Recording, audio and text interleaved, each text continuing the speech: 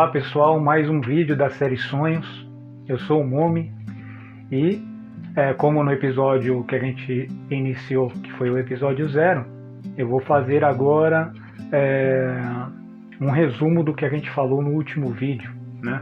Basicamente a gente vai falar sobre os sonhos, da academia até o esoterismo, e um pesquisador que eu gostei muito foi o Sigmund Freud, que no seu livro Interpretação dos Sonhos, escrito em 1900. Então, no último episódio, né, para aqueles que não acompanharam, volte para o episódio 0 e dê uma olhada no canal A Branco e o Preto, e vocês vão gostar muito. Então a gente falou sobre o significado da palavra em si, sonho, né? Falamos da apresentação do Freud em relação ao seu livro, da visão pré-histórica do sonho, né, que eles achavam que era algo divino, né, enfim, eles são as sociedades da época, né. Falamos um pouquinho de Aristóteles, de Artemídoros, né, que foi outro pesquisador antes da fase pré-científica, e hoje a gente vai falar do que? Da visão pré-científica dos sonhos, né. O Freud ele acaba estudando todos esses autores para elaborar melhor a sua teoria da interpretação dos sonhos. Igual que era a grande pergunta que tinha naquela época, né, de 1887, 1890 até 1910. Era assim: os sonhos são gerados enquanto a gente, com os eventos que acontecem na nossa vida de vigília, ou seja, enquanto estamos acordados, fazendo as nossas atividades, e é assim que a gente dorme, a gente acaba sonhando, ou não. Ou não existe, ou o sonho pode ser algo espiritual, ou o sonho, não existe uma mente em relação ao sonho. Pode estar ligado apenas à paixão que tem dentro da gente, algum tipo de movimento interno, né? Alguma psicodinâmica dentro disso. E aí o Freud ele vai citar alguns autores. Então vai ter alguns que vão falar que não tem nada a ver com a vida de vigília, e vão ter outros que vão falar que sim. E aí chega a conclusão do Freud. Então vamos iniciar, aí os filósofos são esses que estão escritos, né? E vamos iniciar pelo primeiro. Então, mas antes de iniciar eu gostaria de começar com essa frase que foi bem interessante, que era o quê? E aí ele coloca: o julgamento simplista de vigília feito por alguém que tenha acabado de acordar, presume que seus sonhos, mesmo que não tenham eles próprios vindo de outro mundo, ao menos haviam transportado para o outro mundo, né? Ou seja, o autor, né, ele acaba falando que mesmo que os sonhos possam não ser de outro mundo, a gente acaba indo para um outro mundo, né? E aí vão tendo várias ideias interessantes. Então, começando pela visão pré-científica, né, que é o início da ciência, 1800, ciência do jeito que a gente conhece hoje, claro, que é o filósofo Bardach, né, de 1838. Então ele diz o seguinte, ele fala, nos sonhos, a vida cotidiana, né, com as suas dores e seus prazeres, suas alegrias e mágoas, jamais se repete, né? Pelo contrário, os sonhos têm como objetivo verdadeiro libertar-se deles, né?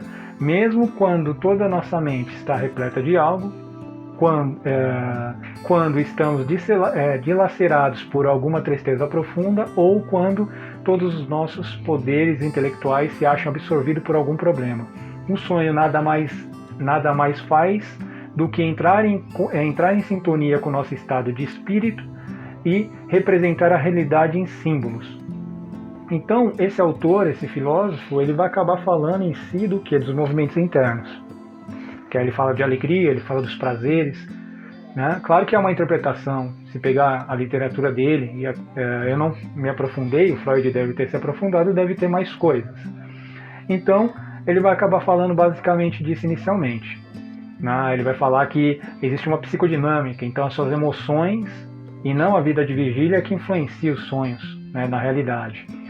O próximo, que são esses dois, é o Fichte, 1864.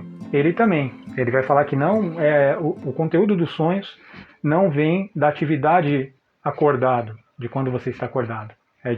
E segundo ele, abre aspas, ele começa: no mesmo sentido, fala efetivamente em sonhos complementares e os descreve como um dos benefícios secretos da natureza autocurativa do espírito. Por quê? Porque em 1800 existia dentro das universidades uma forte linha de pensamento sobre o espírito, né? Hoje se estuda bem menos, acredito, mas nessa época se estudava bastante. Inclusive tem o mesmerismo, né?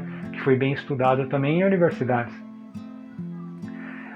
Então ele vai falar que os sonhos, o Fichte, ele vai falar que os sonhos tinham os poderes curativos para o espírito, né? Ele causava os benefícios, então era por isso que a gente sonhava. Era necessário a gente sonhar para ter essas curas do espírito. O Strandberg, em 1877, ele vai falar o quê? Ele vai falar que nos sonhos, as nossas recordações do conteúdo ordenado, da consciência de vigília e de seu comportamento normal, vale tanto como se tivesse inteiramente perdido. Abre aspas. Aí. E de novo, escreve que a mente é isolada nos sonhos, quase sem memória, do conteúdo e assuntos da vida de vigília. Ou seja, para Strandberg, de novo, ele vai falar que a vida de vigília não tem ligação com sonhos. Então pode acontecer com qualquer coisa com você durante o dia ou a noite, se você estiver trabalhando, e aí assim a hora que você vai dormir, não tem relação nenhuma. Ele vai falar que a mente acaba sendo uma mente isolada, né? A mente ela não consegue entrar nesse mundo desses sonhos. E continuando, aí vem o Hafner, né? 1864, e aí ele vai falar o quê? Em primeiro lugar, os sonhos dão prosseguimento à vida de vigília. A partir do Hafner em diante, começam os afavores, né? Os que acreditam que realmente o que acontece na vida de vigília, assim que a gente dorme, a gente traz essas informações do dia a dia para o sonho, né? E aí, abre aspas, ele comenta, o Hafner, em primeiro lugar, os sonhos dão prosseguimento à vida de vigília, ou seja, enquanto estamos acordados, trabalhando. Nossos sonhos se associam regularmente às representações que estiveram em nossa consciência pouco antes. As observações acuradas quase sempre encontram um fio que liga o sonho às experiências da véspera, né? Ou seja, tem uma ligação. Para o Hafner, ele tem uma ligação. A vida de vigília, o que acontece, as emoções que você passa no dia a dia, tem alguma ligação com os sonhos. Que é justamente isso que o Freud inicialmente está perseguindo, para ele ver como que ele pode estar trabalhando com seus pacientes em referente a isso. E tem outro, né, que é o Wayne Gandit, desculpa se eu falei errado, que é em 1893. E ele diz, abre aspas, pois muitas vezes, aparentemente na maioria dos sonhos, pode-se observar que eles, de fato, nos levam de volta à vida comum, em vez de libertarmos dela. Né? Então, como a gente viu lá em cima, enquanto um falou que o sonho libertava a gente das tristezas, e aí ele fala que não. Ele vai falar que pode-se observar que eles, de fato, nos levam de volta à vida comum. Né? Então, os sonhos têm uma ligação com a vida de vigília. O Maury, cadê o Maury? Maury, em 1878, ele também vai dizer: o conteúdo de um sonho é invariavelmente mais ou menos determinado pela personalidade individual daquele que sonha, por sua idade, sexo, classe, padrão de educação, estilo de vida habitual, e pelos fatos e experiências de toda a sua vida pregressa. Aí ele já coloca um pouco de subjetividade aí.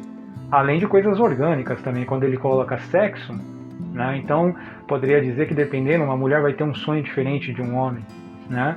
O padrão de educação, aí já colocou o social no meio também.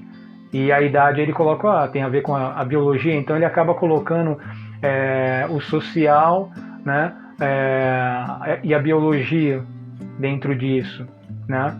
E aí ele vai colocar também toda a experiência de vida, ou seja, a regressa da pessoa que pode fazer com que ele sonhe. Né? E aí ele coloca a personalidade, o que o social acaba construindo junto com esse biológico. Né? O que eu quero dizer para vocês até agora é que você vê, quando a gente entra na internet, escreve sobre sonhos, tem um monte de coisa, mas uns entram até numa metafísica, não que não possa existir, mas dá para se perceber que há muita dúvida, sempre houve muita dúvida. Né? Será que é algo tão espiritual? Será que não? Será que é os dois? Né? E esses, na época pré-científica, tinha isso.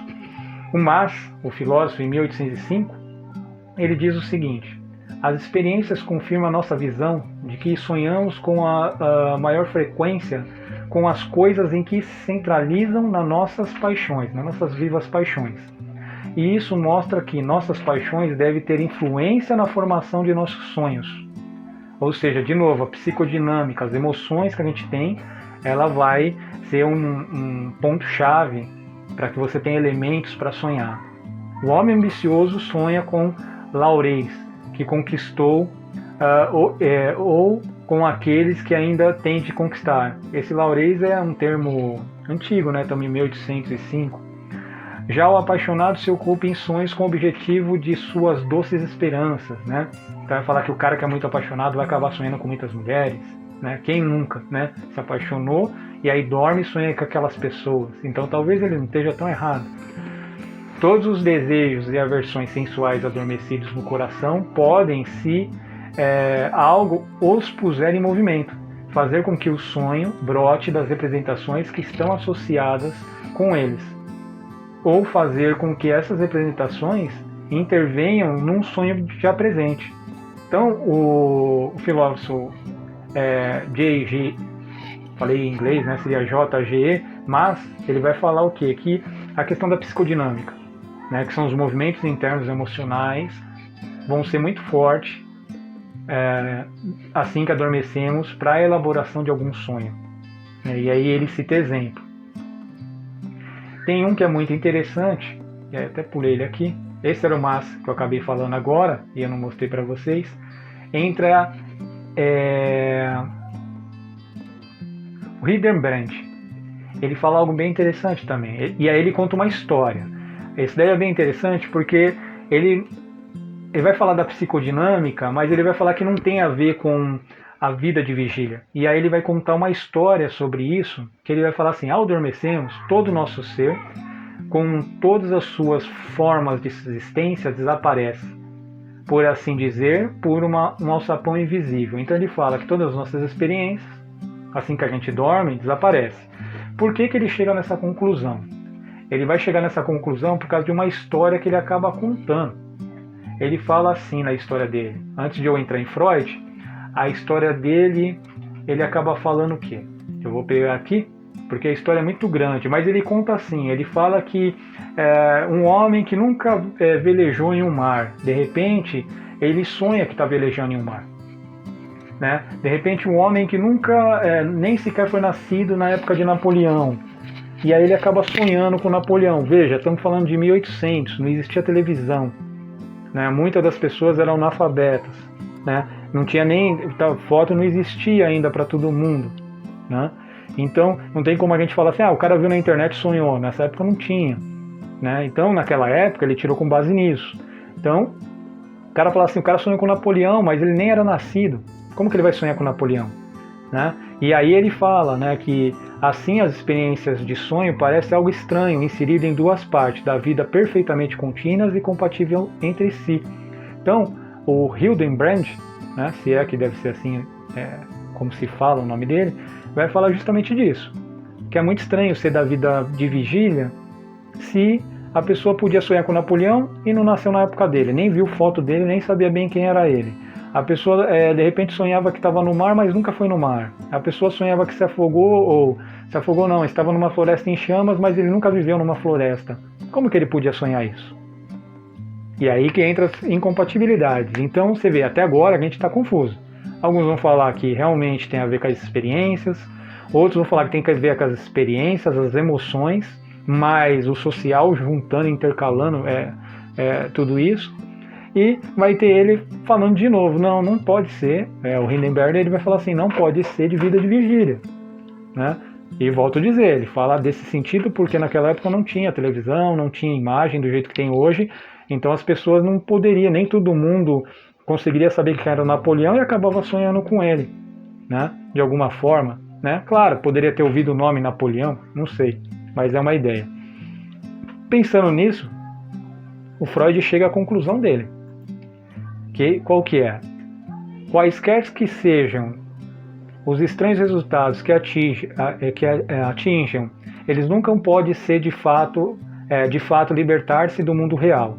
E tanto suas estruturas mais sublimes, como também as mais ridículas, devem sempre tomar de empréstimo seu material básico, seja do que ocorreu perante nossos olhos no mundo dos sentidos, seja do que já encontrou lugar em algum ponto do curso de nossos pensamentos de vigília. Em outras palavras, do que já experimentamos externa e internamente. Então Freud ele vai dizer o quê? Ele acabou juntando tudo. Porque quando ele fala interno e externamente, ele está falando das questões sociais, toda a informação que vai entrar através dos sensores e o organismo biológico vai absorver e gravar essas informações. E aí, internamente, quando ele fala internamente, é a questão das paixões, da personalidade, aonde vai entrar. O que o Freud acabou fazendo, ao meu ponto de vista, foi juntar tudo o que todo mundo falou. Né? Então ele junta, ele vai falar que a questão externa, ou seja, a vida de vigília, vai influenciar, assim que ela entra em contato com o organismo, né? E o organismo já tem uma história de vida, vai criar esses conteúdos dos sonhos. Né? E qual a conclusão que a gente chega nesse mais um fim? É que assim, o Freud ele vai explicar dentro da teoria dele. E quando mais lá na frente a gente chegar em outros autores, se eu conseguir, que é o Jung e alguns autores esotéricos, você vai ver que uns vão acabar falando de espiritualidade. Mas o Freud ele juntou tudo. Né? Ele juntou o biológico, ele juntou o social. Né? E mais a questão psicodinâmica. Até porque uma das teorias dele, que é a psicanálise, vai trabalhar com psicodinâmica, que é o quê? Os movimentos internos, os elementos mentais das pessoas. Né? Eu não vou falar de psicanálise aqui, eu estou falando da teoria do Freud como médico. Né? Então é interessante isso. Então, o que a gente sabe até agora? Que não se sabe direito de onde vem os sonhos, ou por que a gente sonha. Pelo menos dentro do que a gente falou. Né? Então vai ter uma parte que vai falar que sim, tem a ver com a vida de vigília, vai ter outra parte que vai falar que não, tem a ver com as paixões, os movimentos internos, tem um que vai falar que não tem nada a ver nem com o outro, como explicado, que era o Hindenburg, né? E vem o Freud, né? Tem um que vai falar que é das paixões só apenas para se livrar das dores do dia a dia, por isso que a gente sonha, um vai falar de espírito, né? E o Freud junta tudo. Aí ele tem essa sacada, ele junta a questão externa, ou seja, o organismo tem contato com as informações do externo, processa-se dentro dele, e assim que ele dorme, dependendo de como está esse organismo, ele vai sonhar com esses elementos mentais. Bom, gente, esse é o segundo vídeo dos sonhos, espero que vocês tenham gostado. Hoje eu até me desenvolvi um pouco melhor nas expressões. E quem não conhece o canal, se inscreva no canal, a gente tem tarô, astrologia, tem música, tem bastante coisa aí. E até mais. Muito obrigado.